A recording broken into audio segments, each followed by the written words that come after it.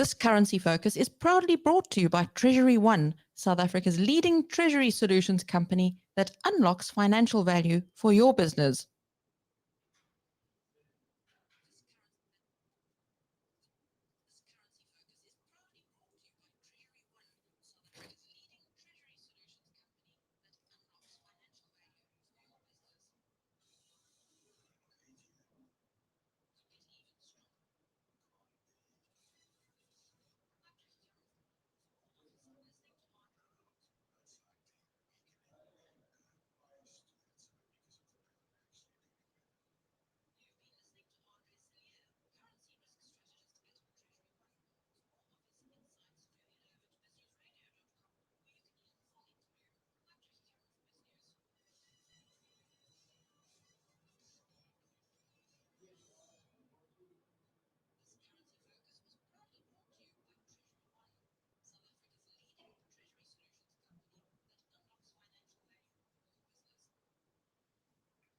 Okay.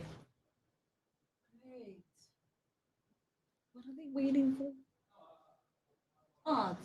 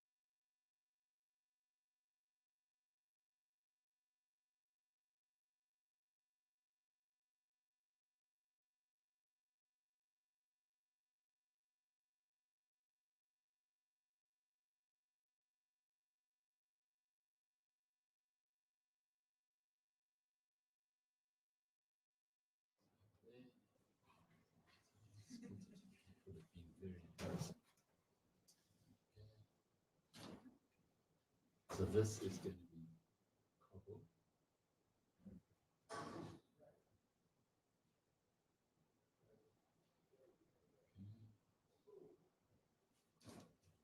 This is going to be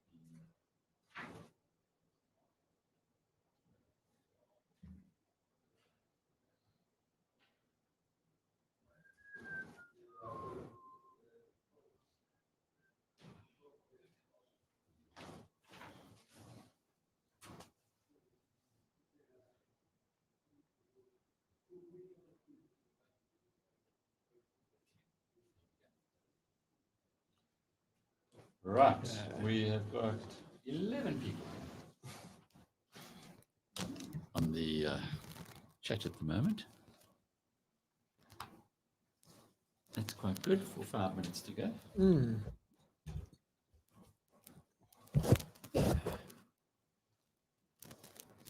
But nobody on Riverside.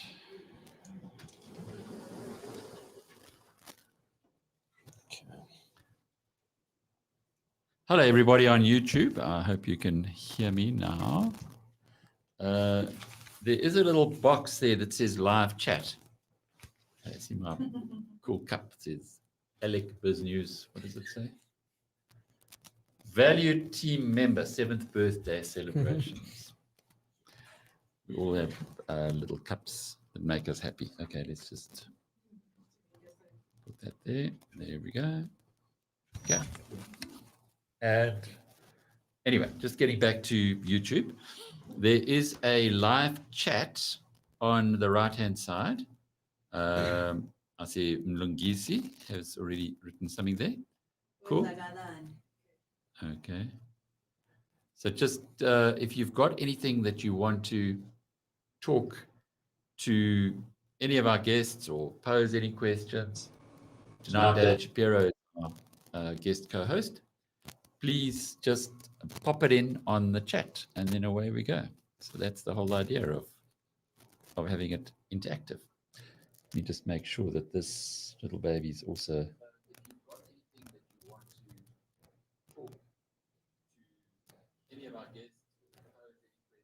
Okay, well, that's not so good to have that on, is it?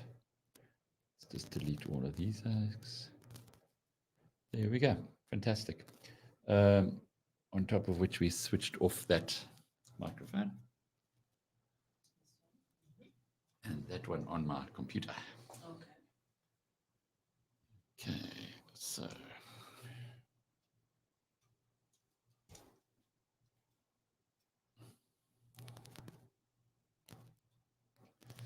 There we got Justin and Dudu. So when are you on leave? Monday. Tuesday next week. Tuesday next week. Okay. So we'll be having to fly solo from Tuesday. No, don't be silly. That's absolutely a very good idea. I think you're going to miss us. Yeah, no, for sure. Okay, why am I hearing funny stuff? Wish. It's also in my ears. Yeah, something funny. Okay, let's turn it down. Hang on, all right, turn number 2 off, if you would. July.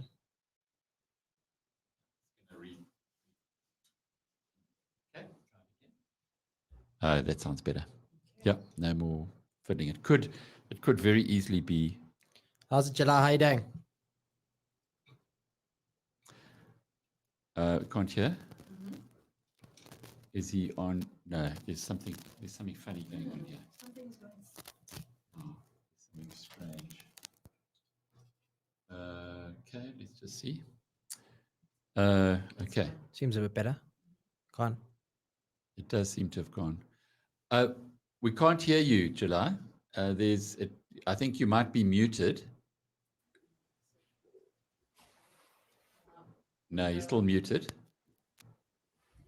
David, can we hear you? I hope so. Yeah. No, we got. That's great. We're just checking. Mr. Ndlovu is coming back in a minute, I guess. Right. So are you well, Mr. Shapiro? You certainly look it. Okay, thanks. The worst thing is this mic is so sensitive, it's been picking up my tummy rumbling. Are we in? Is it the right mic now? Are we getting you on the rotor? I'm just a bit worried about these. We got a bit something funny here. Let me just check this quickly.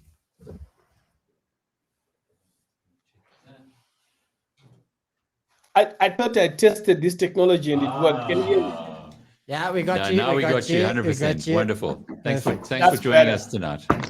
Okay, gonna- thanks so much. Fabulous. Look forward to Okay, let's get going. talking with you. Okay, we ready to go? Yeah.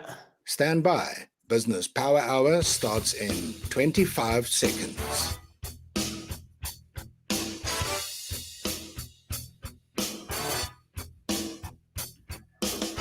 "15 seconds. 10 seconds.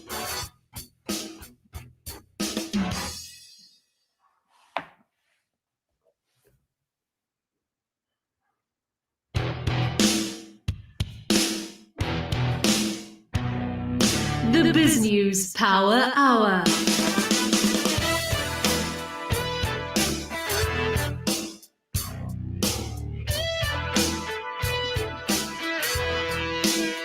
Welcome to the BizNews Power Hour, where we give you the rational perspective on business news that matters. And we sure do tonight. We've got a cracking lineup coming for you. Julian Glovu, the Chief Executive of Thungela Resources. We can see him in our virtual studio. July, good to have you on the program. I suppose you're getting used to coming in above the parapet now, although you've been Chief Executive for what was Anglo Coal. Now it's this new listing that we'll be seeing in July. I guess interviews are your thing. Thanks, Alec. Yeah, it's interesting to be able to talk to the broader audience about who we are as Thungela. We're going to be finding lots more out about you and what you're going to be doing with all that lovely lolly that we believe should be flowing through the business in the next little while. Of course, this being Monday, our guest co-host, David Shapiro, looking as dapper as ever, Dave. Yeah, interesting day today. And lovely to see commodity prices doing what they're doing. And, you know, for South Africa, it's great. Alec, I don't know if you picked up, but you must look at the bond market, which will give you an indication of money flowing in and rates going down at a time we were worried about a moody downgrade again, which has just been brushed aside. So a lot of interesting things happening in the market. Well, it's almost like those ratings agencies are now old news, aren't they? Downgrades are us here in South Africa. We'll also be talking to Rudolf Fourie, another interesting company, Raubex, which has spectacularly increased its order book from around 10 billion rand a year ago to 17 billion rand today. That means they've been picking up a lot of market share, lots of presumably they're mainly a roads business, so they must have had a lot of new contracts that were awarded to them via SANRAL. Our roads are getting nicer, and hopefully the tourists are going to come and use them pretty soon. We'll also be talking later in this program about, well, quite a shock that we saw in the Sunday Times, page 3. Dave, do you still read the Sunday Times every week? You know, the strange thing is that I was driving home yesterday, and there's a gentleman who I run past every day, and he just saw me in my Mini and he shoved the Sunday Times. He says, "Yeah, you got to buy it from me," and he put it in my window. And it's the first time I've read it in months. But I normally look at it online, but this was the first time I got a copy of it and I pushed through my window. Good issue. Unfortunately for us, Spu Shabalala, Chief Executive of Adapt IT, has hit the headlines for all the wrong reasons. It appears as though he took armed men into his estranged wife's home in Zimbabwe, beat up her boyfriend. An ugly, ugly story. But Justin, it's had an impact on the share price.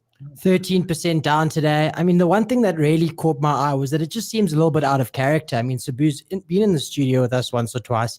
He's going through the midst of corporate action like we haven't seen before, with the huge offer, with the Valaris offer. How is this for timing? Let's hope this can get resolved very soon, but it is a very serious allegation, and let's see what happens from here. What's happened? Has he stepped down? He stepped down, so he's taken a 3-month break, and Tiffany Dunstan, the ex-chief operating officer, is the interim CEO. What bad timing that certainly was. But all round, it's in the media. I know you've been chasing him all day to try and get him to talk. Has he got another side of the story?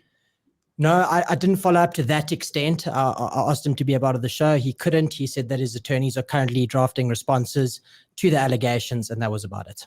Horrible, horrible allegations. But we will be talking to Irnest Kaplan and finding out from Irnest, who's our go-to guy when it comes to anything tech, why the share price of Adapt IT would react so dramatically, and indeed whether those who like to buy when everybody else is fearful, or be greedy when everyone else is fearful, will be jumping into those shares. Certainly, we're expecting Thungela is going to be one of those situations coming into the future. But we'll talk to Julian Glovu about that in a while. First up, as always, let's pick up with our editor-at-large, Jackie Cameron, on today's Flash Briefing. The South African rand continued to strengthen on Monday, breaking through the 14 rand to the US dollar mark. TreasuryOne currency strategist Cilliers told BizNews he thinks the rand could strengthen further. It's a commodity story. It's a story of the trade surplus. We've had numbers out from the government saying that the tax collections looks better, and the deficit as a percentage of GDP is much lower as they anticipated in the beginning.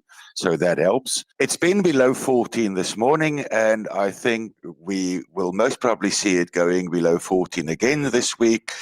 And I would not be surprised to see it moving into the direction of the 1380 levels.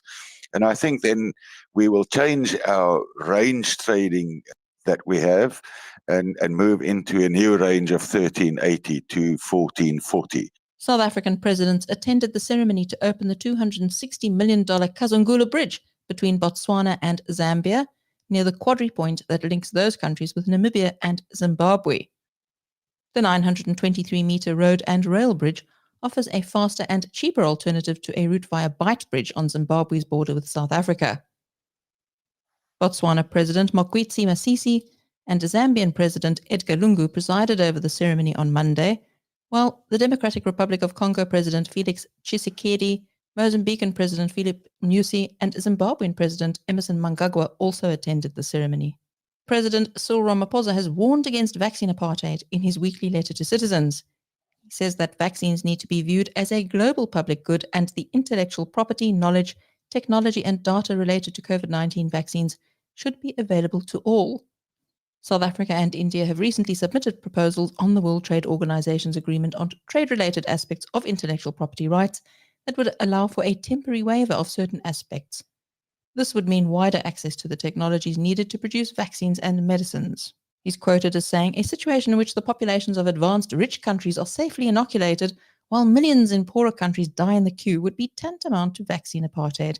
It will set a devastating precedent in our quest to realize a more egalitarian world and our ability to handle future pandemics." South African pharmacist Cilliers says it plans to acquire 25 in-store pharmacies, their drug stocks and staff from retailer Pick n Pay. In a joint statement, the companies say the sale, which is subject to regulatory approvals, would not have a material impact on the earnings or financial position of either of them. Cilliers plans to rebrand the pharmacies, while Pick n Pay says its small pharmacy division was not part of its future growth strategy. Turning to world markets, technology stocks tumbled at the start of the week after ending last week with the S&P 500 and Dow Jones Industrial Average at fresh records. BizNews premium partner The Wall Street Journal notes that stocks have ground higher in recent days after Federal Reserve officials reiterated their commitment to easing financial conditions to aid the economic recovery. President Biden is proposing additional fiscal spending, and a weaker than expected jobs report last week boosted optimism that the government and central bank are likely to continue with supportive policies. And that brings to a close your BizNews Flash Briefing. I'm Jackie Cameron for BizNews. For more on those and the other big stories of the day, do head over to biznewsradio.com. BrightRock believes that with every change in life comes opportunity, and the markets aren't any different. The daily movements in the markets mean change for us all, sometimes small, sometimes big. This daily market report is made just for you by BrightRock, the first ever needs-matched life insurance that changes as your life changes. Well, you've told us, Justin, all about Adapt IT being one of the big losers today. What else went on in the markets? And I'll repeat that. The JSE All Share Index was lower at 68,400. Naspers was down over 100 Rand to 3,225 Rand a share, as Tencent was weaker in Hong Kong this morning. Kumba up 17 Rand to over 700 bucks a share, as iron ore keeps making new highs. Adapt IT plummeted 13% to 6 Rand 20 as founder and CEO Subbu Shabalala stepped down following serious allegation against his estranged wife's partner. Diversified miner Glencore was up 3% to 65 Rand a share as commodities across the board continue to increase. In the currency markets, the Rand was stronger against all the major currencies to 14 Rand 02 to the dollar, 19 Rand 82 to the pound, and 17 Rand 05 to the euro. Gold is steady at $1,837 an ounce. Brent crude is slightly lower at $68.20 a barrel. And the premier cryptocurrency will put you back 800,000 Rand.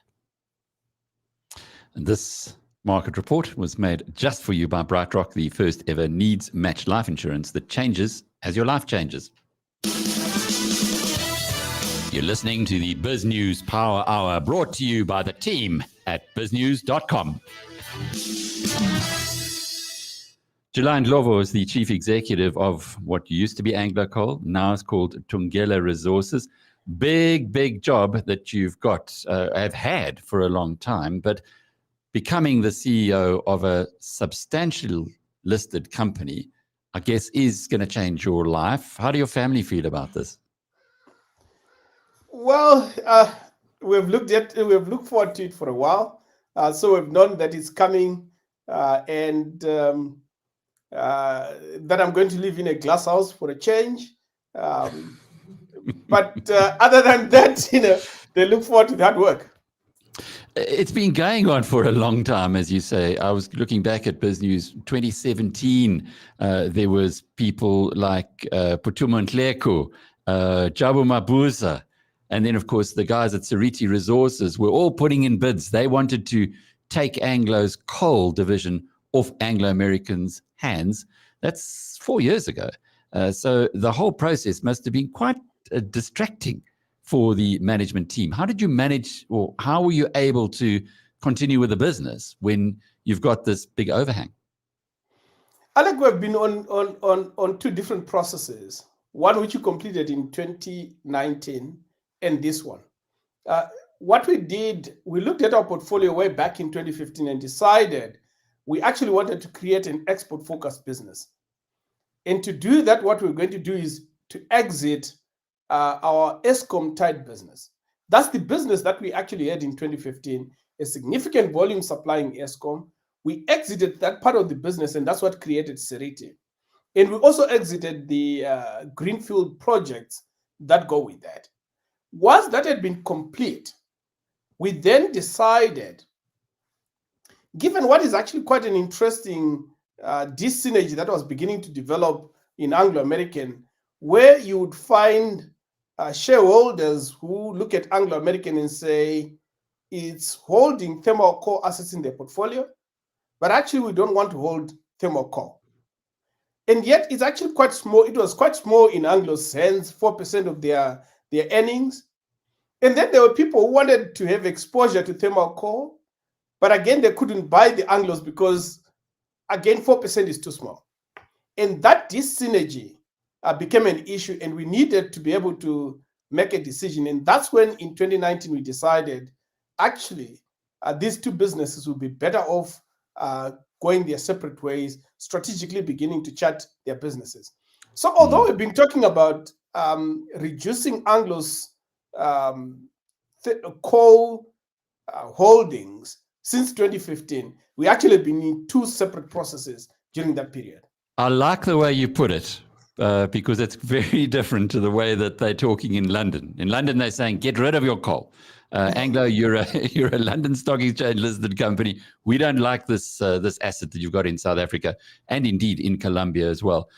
It sounds to us a little bit like what happened with Neil Froneman when Goldfields got rid of most of its South African assets and put it into the company now called Sibanye-Stillwater, which originally was sold like crazy by the foreigners. But had anybody had half a brain, They would have bought in there and made a multiple on their money. Do you think you're going to see something similar happening when your stock lists on the JSE on July the 7th? I suspect there are similarities, given that the one that you've just quoted became a single commodity, single country entity, and therefore, from an investment point of view, there are similarities. We are a single commodity, single country enterprise, and therefore, I would expect some shareholders who don't want to hold a single commodity, single country, even coal, sell our share. But you find people who actually find our story far more attractive. We are an export business, generating very attractive cash flows. We are a very competitive position with mature infrastructure. And for that reason, I think I'll see people who come and buy our share going forward. July, keeping on the theme of Neil Froneman, he was on the program on Thursday and he said that if he was a little bit younger, he'd love to be the CEO of a coal mining business in South Africa. This makes me excited about Thungela as an investment proposition. Just give us the investment case and also give us the details of how the spin-off is going to work on 7th July. So the investment thesis is very simple. We repositioned and resized our business to become an export business. And that gives us very good exposure to the export markets. And if you look at the export markets, and my take really is to give you the facts. Actually, the market dynamics are looking far more positive going forward. If you look at, and we disclosed this in our pre-listing statement, by the way, that Wood Mackenzie have done some work for us, which suggests that between now and 2030, 2035, demand for coal is going to remain flat to slightly growing, actually, as power demand in the markets that we serve is growing. But that is against the backdrop of declining mine production, with limited investment going into that investment. And now with the assets that we have, which are in the lower part of the cost curve, producing very high quality coal, because that's the work that we did since 2015, to upgrade the portfolio that we've got to become much higher grade. With a portfolio like that, which is in the right part of the cost curve, which is very competitive, with very good infrastructure, very efficient operations. The team that I lead has been together for a while. We know our assets. I mean, these guys have delivered excellent results even during the downturn. We are well positioned to take advantage of the improved market conditions. In fact, if you look at the quarter that has just gone by, the prices that we averaged were $90, which is what we saw last in 2018. And if you look at what we said in the pre-listing statement in 2018, we were generating a lot of cash flows. And I look forward to doing that going forward. David, when Anglo spins off its subsidiaries, usually there's quite a big advantage for the subsidiary in an immediate sense. The head office doesn't grab so much of the cash anymore. Are you looking for a bit of a bonanza here in that regard? It's always happened whenever they've spun off something. It's worth looking at the companies that they do spin off, and we've had so many instances of this in the platinum industry, in the gold industry, wherever it's, even in industry. Remember when they were an industrial giant, I mean, the 80s and 90s, and then began to focus on mining all over again. But I think July puts a very strong case in markets that they, and help me in this sense, July, the markets that they export to are still coal consumers and will be, which I would imagine is Asia, China, India, etc. It's going to take a long time before they're able to wean themselves, off coal-powered fire stations and so, energy power stations. And there's big margin, there's big margin in doing this. And as Wood Mackenzie said, there's going to be declining supply, which means there's going to be increased demand from July's, business. So coal has always been very interesting. As long as I've been around, it's been the kind of companies that would give you 10, 12% dividend yields. It's a dirty business. If you pick up a piece of coal, you dirty your hands. But I promise you, the money that they get, the returns they make. David, my father was a boilermaker on Kilbarchan coal mine for many years, and then Kilbarchan coal mine. So I know what a dirty business it is. When he came home, and he was always needed 3 bars to be able to get all the coal dust out. But July, that's the game, isn't it? That's the only point where the consumers of the product that I produce will differ with you guys. Coal doesn't have to be dirty. Coal with the right technology is actually quite a clean commodity. But David is right. Now we supply into the Far East, the Pacific Basin, countries like India, China. Interestingly, with the spat between Australia and China, we've been able to place South African coal into China for the first time in a few years, which actually bodes well for the demand for our type of coal. We're selling our coal into places like Pakistan, Vietnam, North Africa, and the Middle East, for instance. And these are places where the need for getting rid of energy poverty is still significant. Just to pick up on what Neil Froneman was saying the other day, what Justin mentioned a moment ago, with all the cash flow that you're getting from coal, what are you going to do with it? Are you looking to invest it in other energy sources? So what we've said very simply is that in the first 2 to 3 years, my absolute focus is to set this business up as a successful, sustainable, standalone business. Then we have shared with the market the way we're thinking about our capital allocation. The first priority being to sustain and making sure that we protect the integrity of our assets. The second priority being to put some money aside to deal with our environmental liabilities. We call it the Green Fund. Sorry, the pun, but actually we mean it, because part of the responsibility that we've got is to close these mines responsibly. Then the third priority is to return cash to shareholders. Although we've announced 30%, we've said very clearly our preference would be to increase that based on our cash generation potential. We don't have to make a decision in terms of extending the life of our mines or going anywhere else outside of our coal in the short term.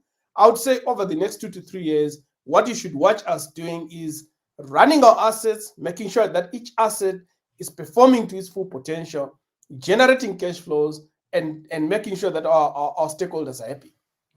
July, it's no secret that Exxaro and Eskom have a bit of a rocky relationship. I know you said that you solely focused on exports, but is there not an opportunity to eat your competitors' lunch there? If there is good margin,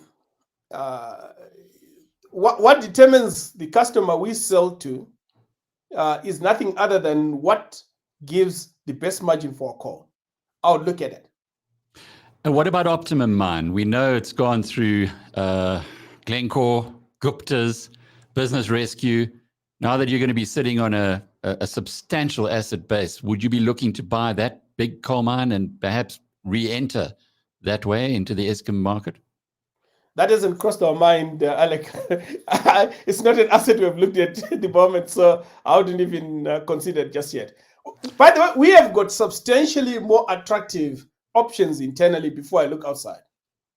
Julian Glovu is the chief executive of Thungela Resources. David, we got to keep our eyes on this one. When you consider that none other than Neil Froneman is telling us to have a close look, particularly after all the foreigners start selling, as they're likely to do, it could be another Sibanye.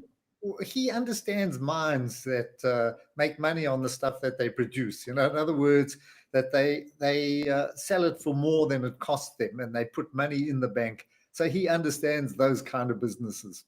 And who knows, if it is a super cycle that we're entering now, very interesting prospect. We're going to be talking in a moment to Rudolf Fourie of Raubex.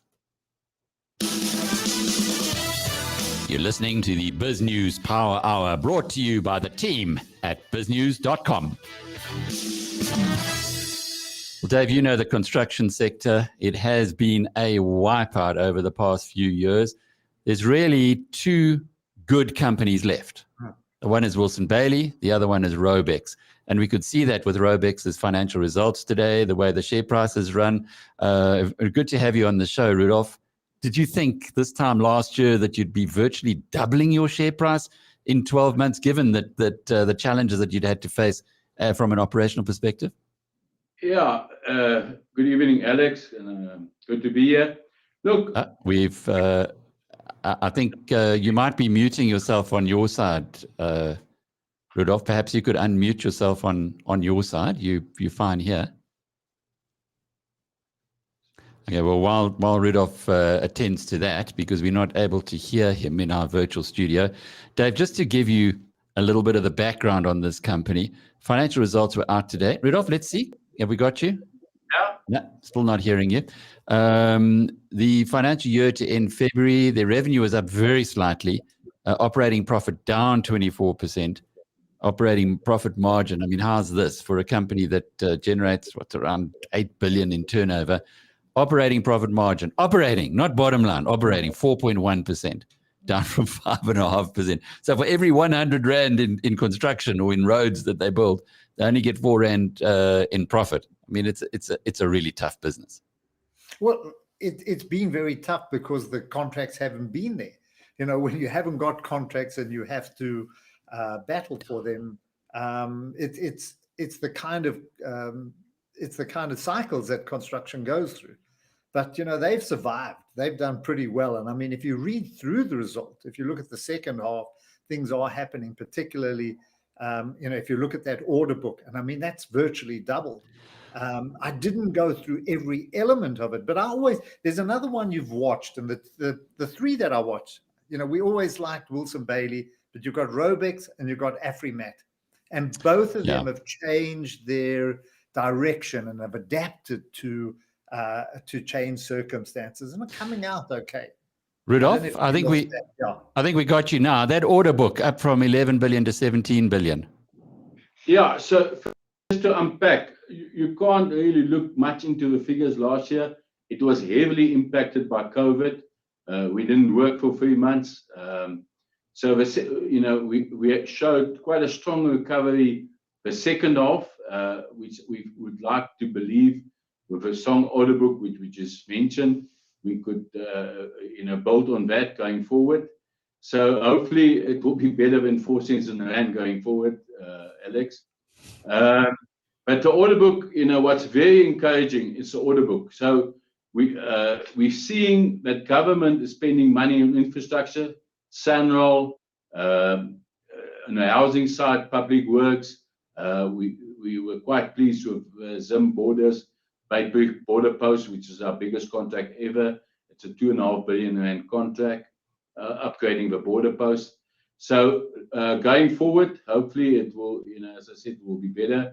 And what's quite encouraging, as we sit here, even that with that order book, there's quite a lot of tender activity at the moment in the construction space. Certainly levels which I've not seen in my 30 years before, rand-wise. So hopefully, you know, going forward, we could see the construction industry lifting its head. You know, remember the construction industry come off such a low base. We had no work for 3 years. We managed to survive. We managed to keep our balance sheet intact. And hopefully we're in a good position now to leverage of that going forward.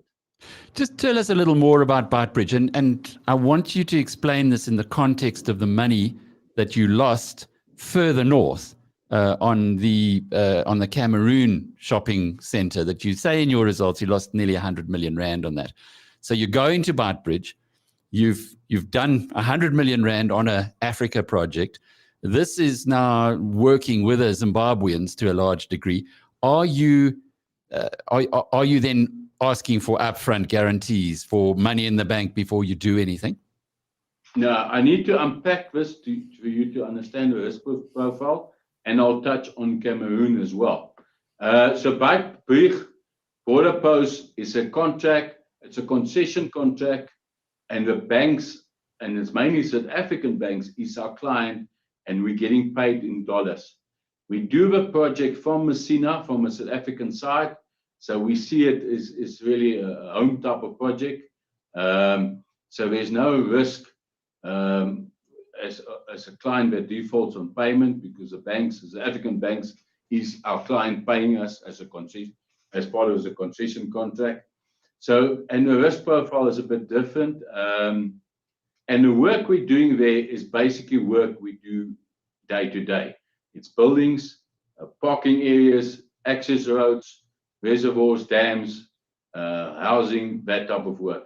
So it really suits our profile, and we consider it to be close to home. Cameroon was unfortunately different. It was a mall we built in Douala. So, 12 months ago, we had experienced problems with getting our equipment and stock and materials imported. We had some logistic delays. So that caused a delay. But then obviously COVID happened. And for 6 months, we were locked out of Cameroon. Our people were stuck inside. We couldn't get out. And we couldn't get people from this side in to commission and complete them all. And that caused, so a big portion, 60-odd million rand of that loss was just because of COVID. Now, unfortunately, what we've seen now working in Africa because of COVID and access because and boundaries, we've had similar problems in Mozambique, Botswana, Namibia. So that was for that reason we decided to pull out of Cameroon, but we got a bit of a different sentiment on Beitbrug border because it's much closer to home. The problem working in Africa is there's nothing, so you need to commission everything from your elevators, your aircon, your lifts, everything. Now, the advantage we got in Beitbrug, we're sourcing it from Joburg, which is basically a few hours away. So it's quite a big difference. What about the corruption issue? I know a lot of people who do work in West Africa and elsewhere on the continent. And you mentioned your logistics. It was delayed in logistics, but that's like a typical corruption business. If you want to get your container to the place where the container is, you got to cross somebody's palm with silver. And we know that this is a reality. Did this play part in your decision to leave that project, or indeed in the delays pre-COVID that you faced? Yeah, so we didn't experience anything to that extent. But what we did experience is the lack of ability to execute importation, that type of thing. So, going forward, we will not operate in countries where we got this type of logistics. So it was actually at the immigration to import material. The stuff got stuck in the harbor for 2 months. So we were never asked for bribe money, but they were certainly not. Come on, Rudolf, you could have facilitated that not being stuck in the harbor for 2 months.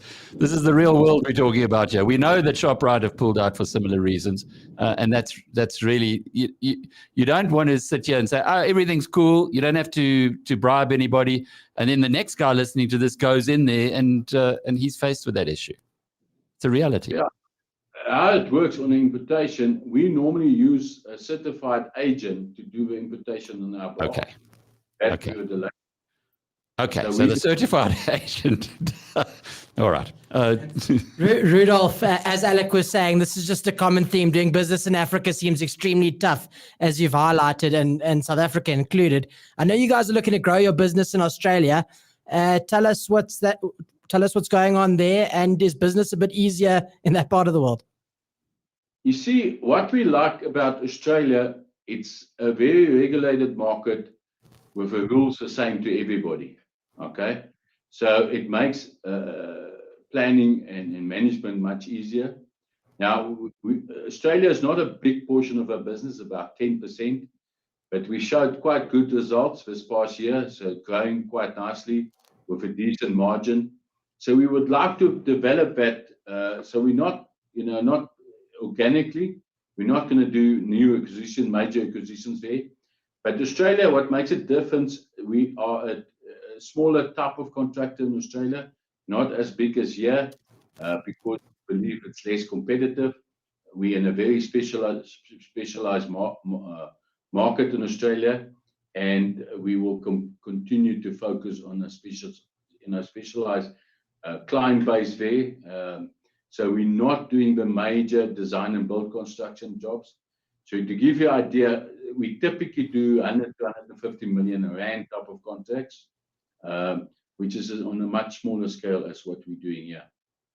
It's a brilliant story, Raubex, in the last 10 years since you've been running the company, or 11 years since you've been running the company. Are you able to give us some insight into the way that the pipeline looks for the industry as a whole? We know Raubex, you've given us your order book from 10 billion to 17 billion, which is extraordinary.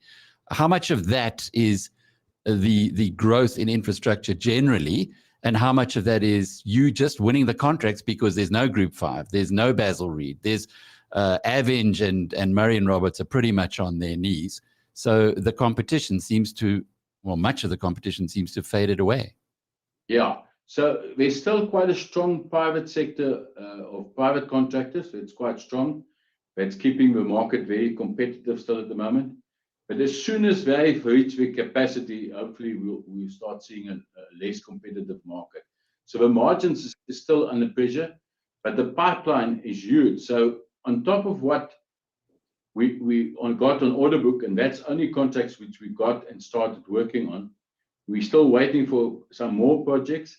And as we speak, we're bidding on quite a number of projects, quite in the order of about 20 billion in the last month, which we're busy bidding in South Africa. So it's for the first time, we can actually see a bit of pipeline going forward. That's extraordinary. You've got an order book that's gone from 10 to 17. If you win all those contracts, you'd go to 37 billion. How many of those are you likely to be happy with? In other words, how much capacity do you have to put those on your books? Yeah, no, so we're not going to get 20 billion. Let me make that clear. Because so what we're trying to do is to price it now more selectively, try and get jobs with a lower risk profile, with higher margins. So hopefully, going forward, we should still get part of that work, but we're not going to get most of that work, no. Just to need contractors to get busy first. Just to close off with, your revenues in the past year was up by 1%. Are you expecting that it'll be a very different story in the year to February 2022? Very different because of a current order book. Remember, and hopefully we won't have any lockdowns. So, very different in the sense that we will be able to work for 12 months.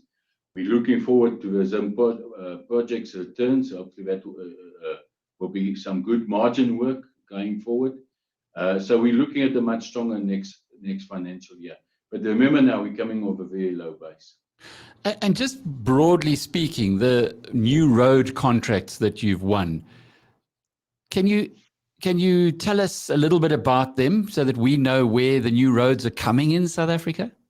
Yeah, so what's quite interesting, a lot of the big projects. So we were awarded 3 projects in an order of 1.5 billion rand each. It's all on that Durban-Pietermaritzburg corridor, which needs an urgent upgrade. So most of the work is going to happen there. Then the Moloto corridor, and which is up north here at Pretoria. And then the other one, which we haven't tendered on, is the Wild Coast corridor and the projects there. So there's some exciting projects coming across. David, before we let Rudolf go, have you got a question? My question is around what we're seeing in the commodity markets at the moment. They're all pointing towards more and more infrastructure globally. The demand is not only coming from China, it's coming from America, from Europe as well.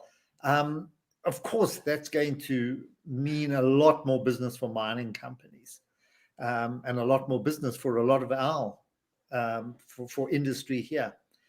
Are you seeing this coming through? You're not directly in the mining industry, but I would imagine that there will be some spillover into all the construction firms if this area does progress at the rate that we think it's going to progress. Very much so, David. So what we do in our company is we do material handling and crushing for the mining companies. Mhm. And for the first time, I've seen now the mining houses brought out some big projects for us to tender on in that field. So we're busy pricing 3 big mining jobs in South Africa, which is either new mines and we're seeing a lot of smaller expansion projects from the mines. So again, which we haven't seen for the last 3 years. So this is not included in our order book. We're still busy pricing it, and obviously we will see who gets it. But there's certainly a lot more activity in the mining sector at the moment. We got a couple of questions from our community on YouTube. Here's a one from David Melville. He says that Raubex bought a strategic stake in Bauba Resources, 147 million shares. Thinks it's about 35%. What's the strategy here, and how will Raubex benefit? Okay, so this is exactly one of the smaller ones. So this was not a big acquisition. It was 58 million. So this is exactly what I've alluded to. So it's a mine in the Rustenburg area, which we now get a share in. It's a minority share, but we got first right of refusal to do the mining materials handling. So that's exactly the type of work we would like to do going forward. 55 million rand, 30%. And then Ray Walpe wants to know, what is Rudolf's views on growth opportunities in Africa in 2022 to 2023? In other words, next year and the year thereafter. So Africa, there's not much happening at the moment. We're not going to focus on Africa because of all this work in South Africa. We think we get better margins, and we paid a bit of school money now out there, obviously, as you mentioned, Cameroon. So we will prefer to focus here, but we don't see a lot of activity in Africa at the moment, to be quite honest. So excluding the Zim border post, we believe our Africa order book will actually drop. But obviously, the order book this side will increase quite substantially. So good talking with you. Thanks for your time today and for gracing us with your presence, Rudolf. Sorry about the not being able to pick you up immediately, but you're great value. We look forward to talking to you in a year's time to find out how this financial year went. David, I'm sure the numbers are going to be a heck of a lot stronger with the growth from everything that we've heard. Yeah, I think there's exciting time. I don't think we built it in to a lot of industries. I don't think people understand the consequences of the kind of mining boom. That's how we make money in South Africa. So much industry is related to mining. So whether it's a Barlow World selling Caterpillar or whatever it is, I don't think we fully priced where this is taking us. You're listening to the BizNews Power Hour, brought to you by the team at biznews.com. Well, we are right into 12J season at the moment. 12J is a tax incentive investment which ends at the end of June. It's been so popular that Treasury effectively has actually closed the window, but you've got until the end of June to participate. And so we're running webinars every Wednesday at noon. This week, we have Geltech's Jonty Sachs, David, the son of Monica Singer. You remember Monica from Straight? Oh, absolutely. Yeah, and I can tell you what, the apple hasn't fallen far from that tree. Monica. Yeah, Monica, quite exceptional business person here in South Africa. Anyway, Jonty is Monica's son, and Gaurav Nair. They'll be unpacking the appeal of what was the top performing 12J investment in both 2019 and 2020. Very easy to register. Go into BizNews. You'll see down the right-hand side, there is a little logo that you can click on and then register for the webinar. It's free, but you must register beforehand.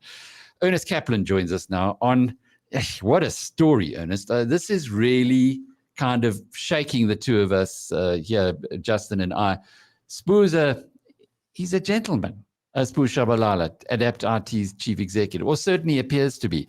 And then we read in the Sunday Times that he took thugs into the Zimbabwe home that he owns, that his estranged wife lives in with her new companion, and beat up the companion.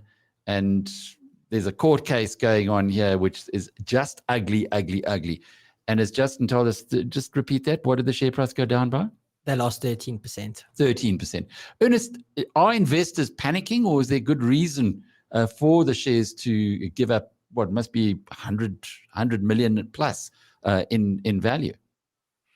Yeah, Alec, I mean, I think when I saw this news, somebody forwarded it to me on my phone yesterday. I actually read it and thought I was reading something from space. I mean, I couldn't actually, I couldn't even, I couldn't understand it. I mean, you know, I've known Spoo for about 10 years, and as you say, he's a professional guy. He's very softly spoken. He certainly has never given me an impression that he's a violent person, or, you know, if anything, you could say he's a bit too soft. So yeah, I mean, it just doesn't, it's not easy to even comprehend. So I think if we translate it to the share price, I mean, you've got to bear in mind that Adapt IT is in the midst of potentially being acquired and has two offers on the table. One is a cash deal from Huge, a local company, and the other's a share deal, and the one's a cash deal from the giant overseas Constellation. And I mean, here we go in the middle. I mean, they've been extending and asking for more time, and now the CEO, they've announced that he's going to take a leave of absence for 3 months. So this can't be good, whichever way you look at it, because, you know, he's been at the group for a long time.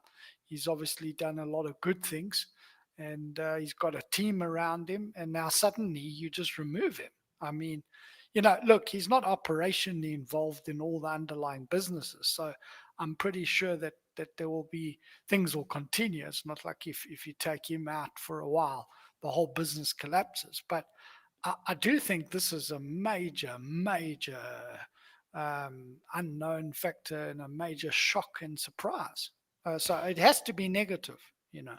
Yeah, and I completely agree. For all shareholders, very negative thing that's come out in the last few days. Just with regards to Adapt IT share price over the past few weeks, we've seen it constantly trade above that R6.50 mark, the Valaris offer, around the R7. That's almost 6-7% higher. Is there speculation that both offers might be rejected and they might stay on as a listed entity, or what is that all about? I don't know. It's a good question. I really don't know. You know, all I know is that when I do my values on the company, R6.50 seems pretty much reasonable.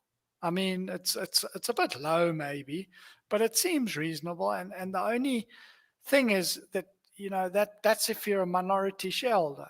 But if you're going to buy control of the company, you're going to have to pay some kind of premium. So, you know, I don't think that's been factored into the 650. And I think that if you look at Constellation, you know, they're like the Warren Buffett of software. So they go and they buy things, I wouldn't say cheaply, but at a fair price. So they don't like to overpay for anything. But I do think they need to up it. And I don't think it's going to, I mean, I don't want to speak for them, but I seriously don't think an extra rand or two is going to make any difference to their balance sheet.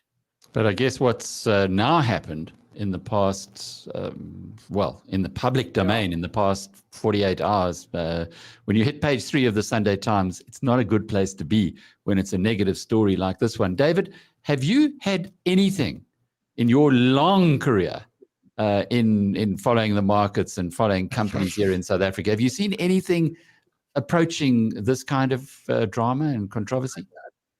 We've had lots of controversies surrounding people, but not necessarily their personal life, or nothing like this. There might have been fraud, or they might have uncovered fraud in a company. We've seen many instances like this, but I'm just hoping that Sabu, I join everyone here in saying, you know, he's a soft-spoken man. He's always come across as a very decent gentleman. I mean, I was on the show when you interviewed him with the Valaris offer, and we were joking about how much money he was going to put in the bank. I'm hoping that there is an explanation, and that there's something that comes out of it in the next 3 months that perhaps does give him some validity to what happened, but it's difficulty. Where I'm worried and where I'm showing, expressing concern is that Valaris or Constellation do not want to be associated with any incident like this. They tend to say, thank you very much, and they withdraw. Even Huge will do the same. Somewhere down the line, they might pick up the assets, but I think it's going to be very difficult for them to continue as long as he's around or associated. So I'm concerned about that side of it. Sabu might have to go. He might have to resign, sell his shares, do something like that if they are going to continue and pick up the assets. The last thing you want to do is go to the boardroom and be faced with angry shareholders saying, how can you continue? How can you have this person with you? And that's a sad side of all of this. The closest that I can remember was when Bob Aldworth had a affair with Sandra van der Merwe. Here was this banker who was very quiet and calm, and this sexy university professor who swept him off his feet. Unfortunately, he also invested in her company with what is now First Rand's money. So that's the closest. But that was salacious, but not violent. Whereas this is, hopefully this is not, we asked Spoo, or rather Justin asked him, said, please give us your side of the story. He's working on a statement. Maybe the witnesses who've sworn to this aren't telling the truth. I guess that would be the best outcome for shareholders. I think you're right in that respect. And that's what I'm saying. He's got 3 months. I think people will stand back, hold back and see, well, what is his defense? What really happened? I know the Sunday Times can sometimes dramatize issues and there might be an explanation. I'm hoping there is. Not, look, somebody, the strange wife's boyfriend is in critical condition. Violence is always something that you want to avoid. But I have to just tell you, I was unpacking some pictures the other day and, just going through old stuff. And I found a caricature I had done of Bob Aldworth, which I still retain in my, I've always been doing drawing as a hobby. And Sandra had actually asked me to do that. Many years ago, she had commissioned me to draw Bob, and I wondered, and etc. I never got paid. I've still got the drawing. I think the news broke after that. Sure, they were also on the front page of the Sunday Times. Bob, yeah. I've got one. Ernest, as far as the rest of the tech sector is concerned, Justin and I were talking earlier about what's going on in the US. We've seen spectacular results coming out of the FANGs. But also some big share sales from people like Jeff Bezos, who sold, I think it was nearly $5 billion worth of shares. Okay, he's worth a multiple of that, but you still got to get a little concerned when you see the founder offloading. No, look, I mean, I didn't, it's funny, I didn't actually see that one. I've been focused on all the results coming out, and I think the general comment I'll make, and by the way, the market is tanking overseas right now. A lot of these high growth stocks that were pushed to really unexplainable multiples. We're talking price to sales multiples of 50 to 100, not PE, price to sales. So it sort of reminds us of what happened in the dot-com bubble. The only difference is that these companies are real companies and they're actually doing very well, and they could easily make profits if they wanted to. They're just reinvesting a lot of it back in to grow further. And what we're seeing is that most of the companies, almost without fail, just like the FANGs, even the smaller ones and mid-sized ones, have done incredibly well, growing revenues at 50 to 100%. And yet their shares are coming down. And I think it's just really, personally, I think it's an adjustment because I think those valuations got too high. So over the next 2 to 3 years, I still think a lot of these companies are going to do well. Maybe their share prices won't do as well because multiples will come down, but the businesses are going to do well. This is the way things are going. There's no question about it. Irnest Kaplan, thank you very much, as always, for giving us your insights. And what Irnest was saying there, just having a look at some of the stocks. Tesla down 4%, Cloudflare down 5%, Spotify down 3.5%, Twitter down 3%. Jeepers, maybe Dr. Richard Smith, he told us about Twitter and Peloton a little early. Yeah, I was actually going to ask Ernest's opinion on those. So Dr. Smith is a US investment analyst, is very articulate and gives compelling investment cases. Peloton, he thought an emerging tech play that's been hit hard recently. And Irnest, I follow you on Twitter, so I know you follow these emerging tech names. What are your thoughts on the fitness counter? Oh, by the way, Peloton's up today, up by 3%. So well done, Dr. Smith, on that one. No, I think, Peloton is basically making something new that nobody's ever done, really. And I like it a lot. I've never bought the share, and the thing just ran up, and now it's come down. And I think the big concern is, here's a company that's got to ship physical bikes that weigh like huge amounts of money. And are people going to spend that amount of money? Their bikes are $2,000 to $3,000 and then $40 a month. So it's not cheap.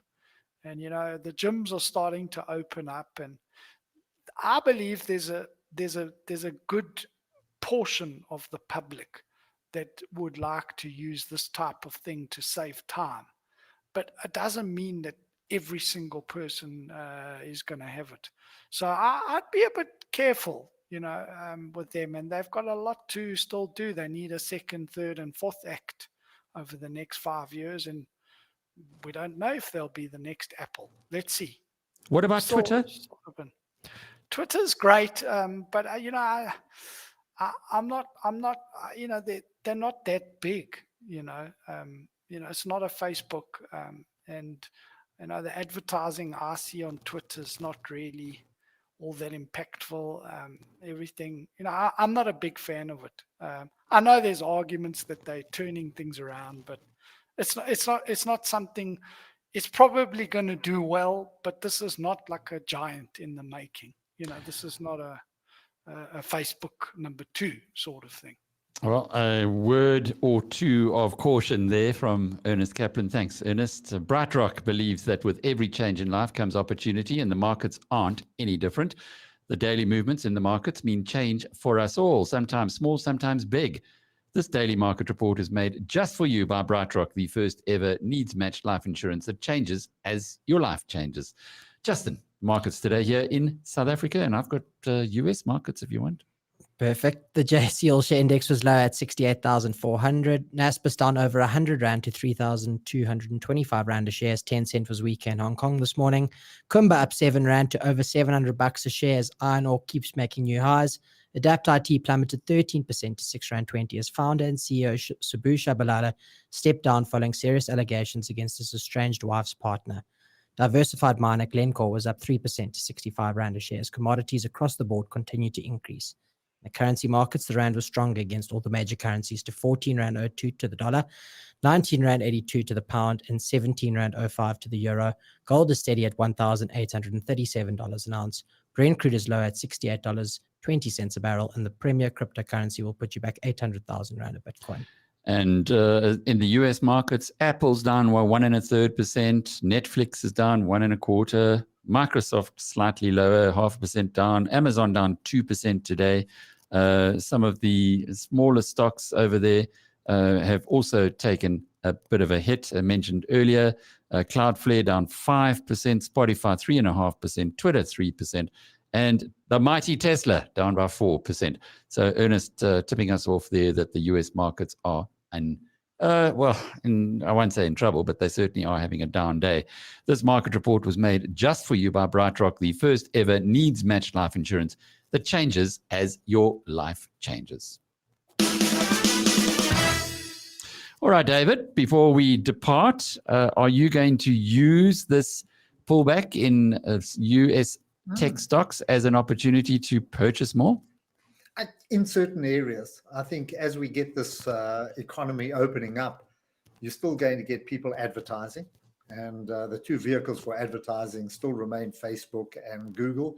They're under a bit of pressure today. But then you've also got fintech, which is becoming a new area. People are going to go out and spend. So I don't think all is lost in that. The strange thing today, the Dow is very strong at another new high. As you get this rotation into the so-called value plays. So it's that's what's happening in the US. But as Irnest pointed out, it's such a tremendous run last year. There has to be room for profit taking. Google or Alphabet is down 1 2/3%, Facebook down 3%, just to close off all of that. Well, thanks for being with us on the BizNews Power Hour. We're on air every night from 5:30 to 6:30 on Fine Music Radio in Cape Town, worldwide through biznewsradio.com. Very easy to just put it into your browser, and you'll see you can click on it and get the live feed there. And we're also on Facebook. We're also on YouTube on BizNews TV. And the best way to do that, put BizNews TV into your browser on YouTube, subscribe to the channel, and we will send you a reminder every evening. And come and join us. Come and have a look at how the sausage is made here in the studio. And you can see good-looking guys like Justin David and Irnest Kaplan. And tonight we had Julian Glovu and Rudolf Fourie on the screen, so that you can follow exactly what's going on in our virtual studio as well as in our live or physical studio. Good to be with you. We'll be back again, same time, same place tomorrow. Until then, from the team here at BizNews, cheerio.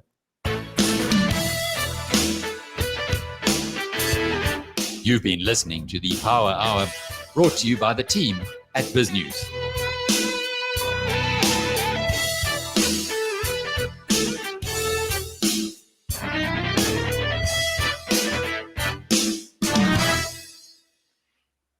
Thank you. Thanks, Alec. Thank you, Irnest. Thanks, Well, Justin. Cheers, I guys. don't know. Cheers, Ernest. Ernest. Thanks, Dave. I don't know what to do.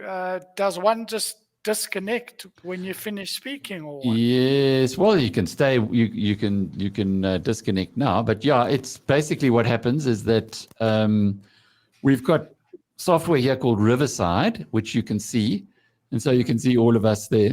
It goes from there straight to YouTube, and then on YouTube people can watch it. And there's 54 people at the moment I see watching it. No, but what I'm saying is, when I come on, and Yeah, you he say went- come on at 6, when must I log off? You can log off straight after. as soon as you finished. But it's Okay. okay. It's You're not not clear gonna to me. you're gonna damage. You're not gonna damage anything on our side. Ernest, So- they say okay. 10 to 15 minutes on the message. No, that's okay. No, No, listen.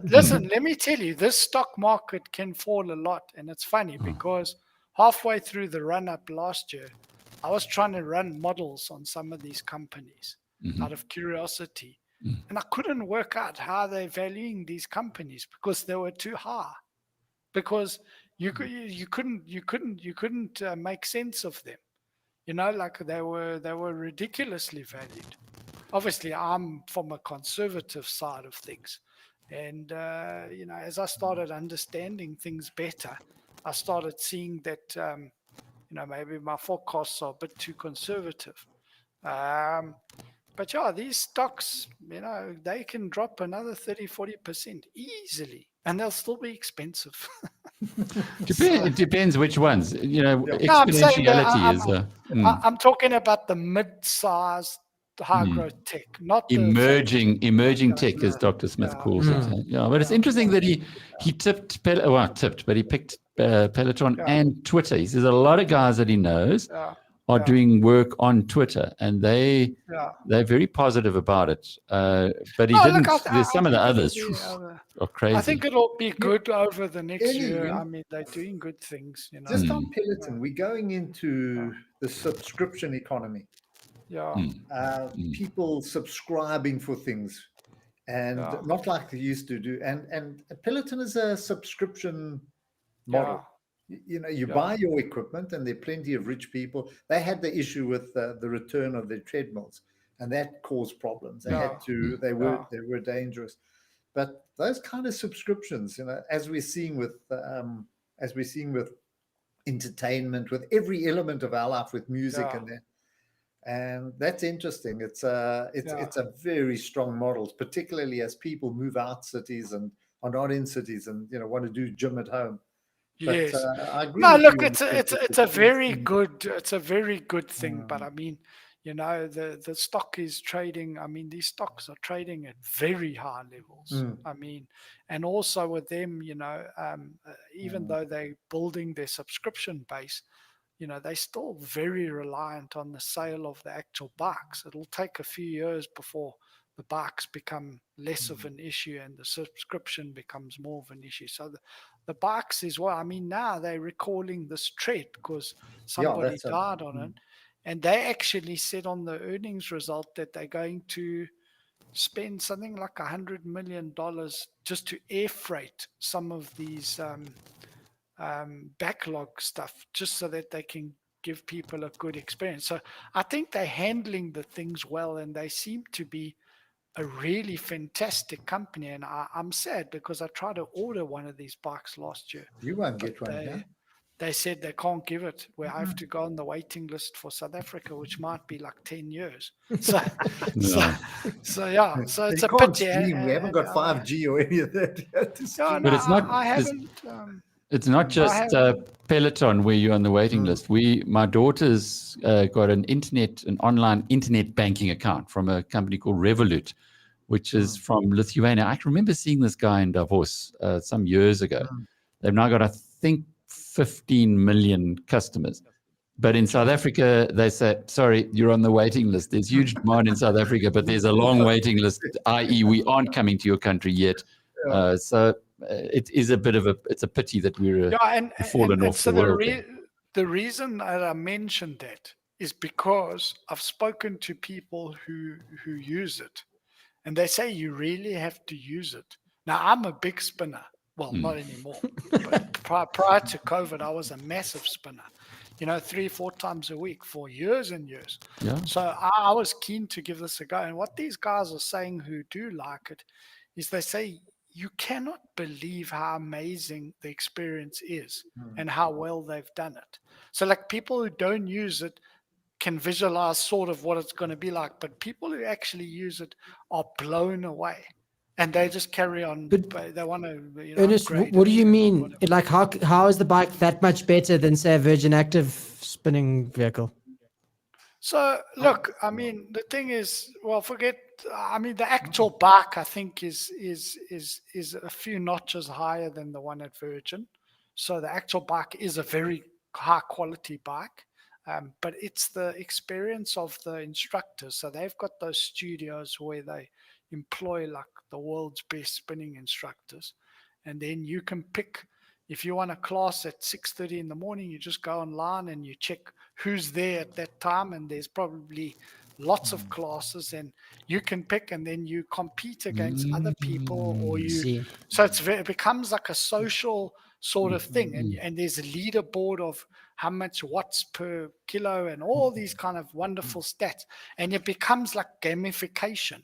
So you're also exercising, but you're competing. You don't have to if you don't want. You can, I think, turn half of it off, and you can apparently bump other people and raise hands, and there's a lot of interactivity in the class, just like you would do in a normal class, except here you could have like thousands of people all over the world. So it's quite, I think, and the person's giving the class live. It's not canned, it's live. They've got studios in London, New York, and all that, and they've employed. It's like quite a big operation what they do. It's like what you're doing now with your studio. So they're taking it seriously. So I'm very optimistic. But what they need to do is they need to get into weight training. They need to get into. Do that. No, they do that. No, they're getting into it. Treadmill. No, they've got treadmill, but they need like a few other things as well, because I think we're still ramping this thing up, and this is very high net worth people. It sounds like it's an online alternative to gyms. I mean, that's it is. And if it's an improved experience, wow, there's a huge market that they can buy, they can acquire.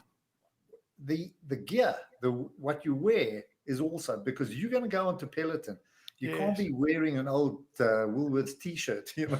Yes. Yeah. Yeah, so there are spin-off businesses, and look, it's good. And now that the thing has been hammered, maybe it's a good opportunity to take a stake. You know. Ernest, thanks for that Nice to see masterclass. everybody. Nice to see you. Nice Ernie. to see Cheers, you. David. All Cheers, the Ernest. best. Good to see you again, as always. Oh, well. Cheers, eh? Bye-bye, man. Bye. Bye.